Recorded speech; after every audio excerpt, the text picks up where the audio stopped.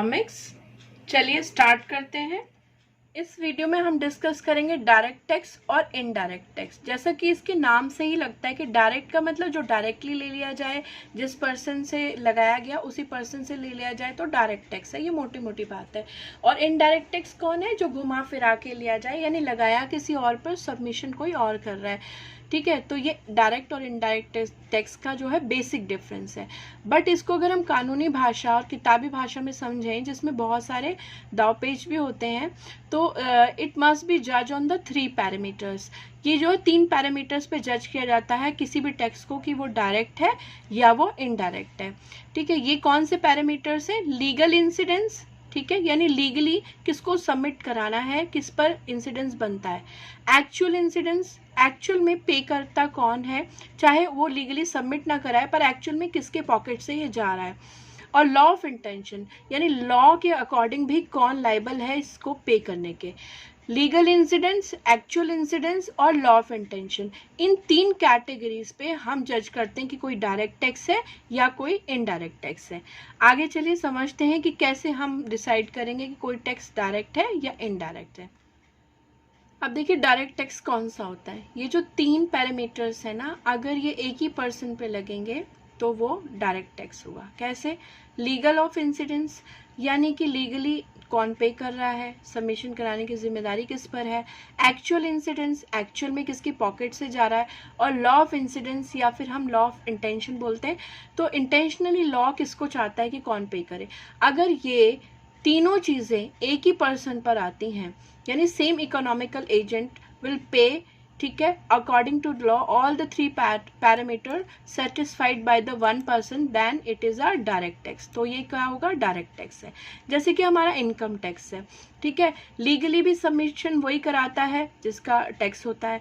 ठीक है, अगर वो किसी सीए वगैरह के थ्रू भी करा रहा है तो उसको मतलब जिम्मेदारी तो वही दे रहा है, उसको पे भी वही कर रहा है, और एक्चुअली भी उसी के इनकम से ही कट रहा है, और लॉ भी यही चाहता है कि जिसकी इनकम है वही दे।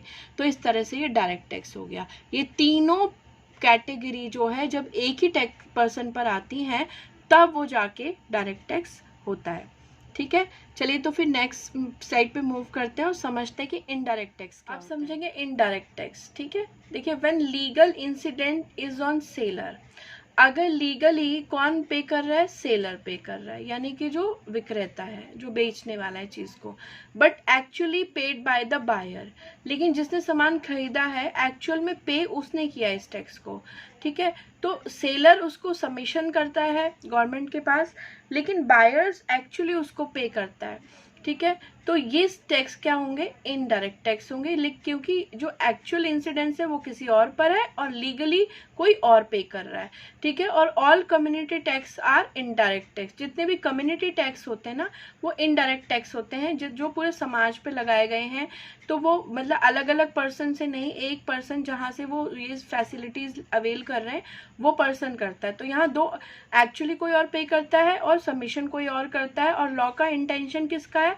लॉ का इंटेंशन बायर पे है, क्योंकि वो उसके थ्रू पे कराना चाहते हैं, क्योंकि सेलर कोई सुविधा को यूज नहीं कर रहा, वो सिर्फ एक मीडिएटर की तरह काम कर रहा है। तो सिर्फ उसको टैक्स सबमिशन करने की जिम्मेदारी है।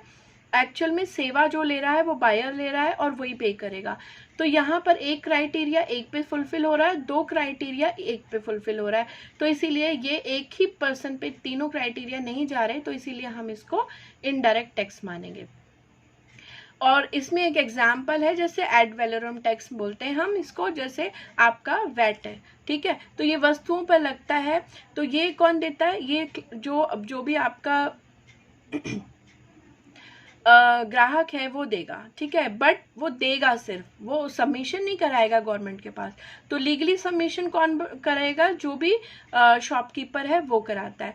तो ये जो वैल्यू एडिड टैक्स है, दिया क्लाइंट ने या ग्राहक ने, और इसको सबमिशन कराया शॉपकीपर ने, या जो भी मतलब बिल कर रहे हैं उन्होंने कराया, तो ये इनडायरेक्ट टैक्स है, क्योंकि ये डायरेक्टली नहीं गया, ये बाय द मीडिएटर गया है। तो ये किसी के थ्रू गया है, घुमा फिरा के गया है, तो ये इनडायरेक्ट टैक्स हो गया। ठीक है, आई होप डायरेक्ट और इनडायरेक्ट टैक्स का ऐसे तो बोलने से ही समझ में आ जाता है थोड़ा तो, लेकिन जो गवर्नमेंट के पैरामीटर्स है अगर उसके हिसाब से हम समझ लें तो बहुत अच्छे से जज कर पाते हैं इस चीज़ को। तो आई होप आप सबको ये अच्छा लगा होगा वीडियो।